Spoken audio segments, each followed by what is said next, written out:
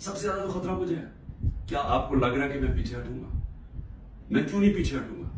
کیونکہ میرے سامنے دو راستے ہیں. ایک ہے یہ خوف کی فضا بنا کے ہمیں غلام بنا رہے ہیں. صرف مقصد یہ ہے کہ ہم بھیڑ بکریوں کی طرح یہ طاقت کی حکمرانی مان لیں. یہ سب نے کیا ہے. یہ فرعون یہ کرتا تھا، خوف اتنا پھیلا کے لوگوں کو غلام بنایا ہوا تھا. یہ یزید نے کیا تھا، کوفہ کے لوگوں کے اوپر اتنا اس کا خوف تھا اس کے ظلم کا کہ انہوں نے حضرت امام حسین کی مدد نہیں کی. اسلام کا سب سے بڑا جو تکلیف تھے ہر مسلمان کے لیے وہ واقعہ ثانیہ ہونے دیا. ہر دنیا کی تاریخ کا یزید یا ڈکٹیٹر وہ ہمیشہ خوف کے ذریعے لوگوں کو کنٹرول کرتا ہے، انسانوں کو کنٹرول کرتا ہے. اور دوسرا راستہ، ایک تو یہ راستہ ہے کہ میں بھی خوف زدہ ہو جاؤں اور میں کے ساتھ میں مان جاؤں جی ٹھیک ہے سر یہ جو آپ چاہتے ہیں ہم آپ کے غلام ہیں. میں نے تو کبھی کسی کی غلامی کی نہیں ہے. میں تو لا الہ الا اللہ میں ماننے والا آدمی ہوں جس نے مجھے آزاد کیا ہوا ہے. میں تو ایک آزاد انسان ہوں. میرے لیے تو غلامی سے بہتر موت ہے. میں آج اپنی قوم کو یہ کہنا چاہتا ہوں کہ دیکھیں اللہ نے جب آپ ہیں محمد مصطفیٰ محمد صلی اللہ علیہ وسلم کی امتی، جب انہوں نے آپ کو لا الہ الا اللہ کا کلمہ پڑھایا تھا تو انہوں نے آپ کو آزاد کیا تھا. کس چیز سے آزاد کیا تھا؟ سب سے بڑی آزادی ہوتی ہے انسان کی غلامی سے. یہ جو فرعون کی غلامی تھی، یہ ساری جو قرآن کے اندر نمرود فرعون ان کا کیا بتایا ہوا؟ انسانوں کو غلام بنانے تھے. نبی صلی اللہ علیہ وسلم نے مدینہ میں انسانوں کو آزاد کیا تھا. اور ایک کہ سوائے اللہ کے کوئی خدا نہیں، آپ کو کسی کے سامنے نہیں جھکنا. دوسرا جو تین سب سے بڑے خوف ہیں انسان میں، ان سے آزاد کیا تھا. اس سے اللہ نے آپ کو آزاد کیا ہوا ہے. موت اللہ نے کہی میرے ہاتھ میں. میں یہ جو 2 دفعہ بچا ہوں یہ مجھے اللہ نے بچایا ہے، نہیں تو انہوں نے تو پوری تیاری کی ہوئی تھی مارنے کی. یہ میں آپ کے سامنے ہوں اور میں جب گھر سے نکلتا ہوں مجھے نہیں پتا کہ اللہ نے کیا فیصلہ کیا ہوا کہ ان کے ہاتھ میں اس نے میری جان لینی ہے نہیں، لیکن میں تیار ہوں اس کے لیے کیونکہ اس کا وعدہ ہے قرآن میں کہ جب اس نے فیصلہ کر لیا وہ پھر چاہے آپ بھاگ نہیں سکتے موت سے. تو انسان آزاد ہو جاتا ہے اس خوف سے. میں آزاد ہوں. دوسرا ذلت، یہ جو عورتوں کے اوپر کر رہے ہیں، گھروں کے اندر عورتوں کو چار دیواری کا نہ سوچ لو، جو عورتوں کو جیلوں میں ڈالا ہوا ہے اور ڈرے ہوئے ہیں کہ وہ جب نکلیں گی تو کیا کس طرح کی باتیں بتائیں گی، اس لیے ان کو اندر رکھا ہوا ہے. اور ایک 2 بیچاری عورتوں کو لے کے شاپر ان کے سر پہ ڈالے ہوئے. یعنی ایسی توہین کبھی میں نے کبھی نہیں سوچا تھا کہ اس معاشرے میں ہو. لیکن یہ کیوں کر رہے ہیں؟ عورتوں کو ڈرا رہے ہیں کہ آپ پولیٹکس میں نہ آئیں. عورتوں جو 50% آبادی ہے اس کو جان کے اتنا خوفزدہ کر رہے ہیں ان کے آدمیوں کو کہ ان کو بس گھر میں بٹھا دیا. آپ بس بھیڑ بکریوں کی طرح بیٹھ جائیں، جو مرضی ظلم و ملک میں آپ نے چپ کر کے بیٹھے رہے. ذلت اور عزت اللہ نے اپنے ہاتھ میں اس لیے لی ہے.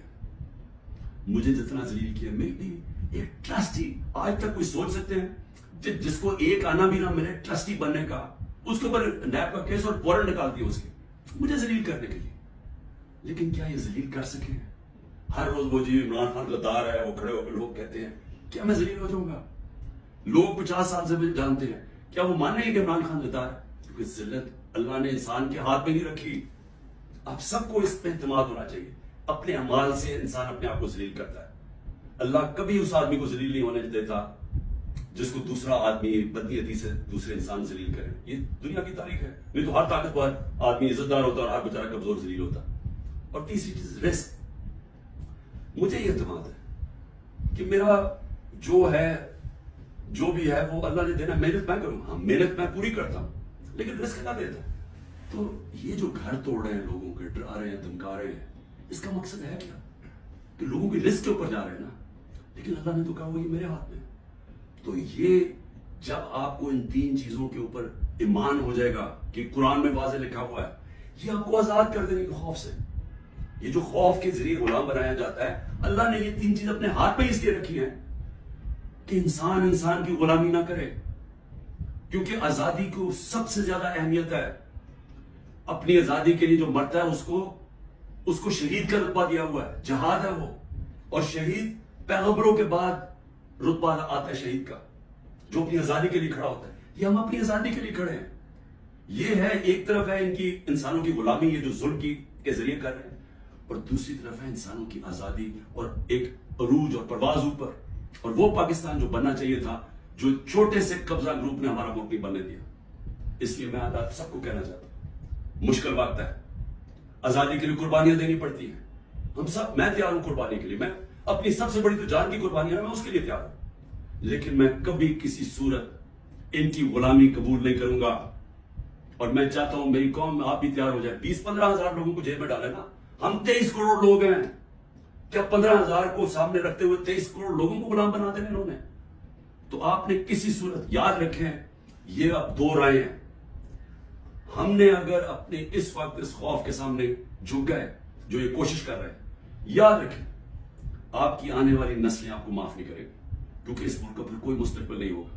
جس طرح آج لوگ چھوڑ کے جا رہے ہیں ملک, نا امید ہو کے پروفیشنل جا رہے ہیں, اس طرح جو یہاں رہ جائیں گے وہ ہمیشہ یاد رکھیں گے کہ ہمارے جو بڑے تھے, اور میرے بھی, ہم جب بڑے ہو رہے تھے وہ بھی کبھی کھڑے نہیں ہوئے اس غلامی کے خلاف, کیونکہ وہ انگریز کی غلامی کے عادی ہوئے تھے. تو انگریز آزادی تو ملی نہیں صحیح طور پہ, ہر وقت طاقت کی غلامی کی ہے یہاں اس ملک میں. یہ ہے وہ وقت ہم اپنی حقیقی آزادی کے لیے جدوجہد کریں. کبھی آپ نے اس سے پیچھے نہیں ہٹنا. شکریہ.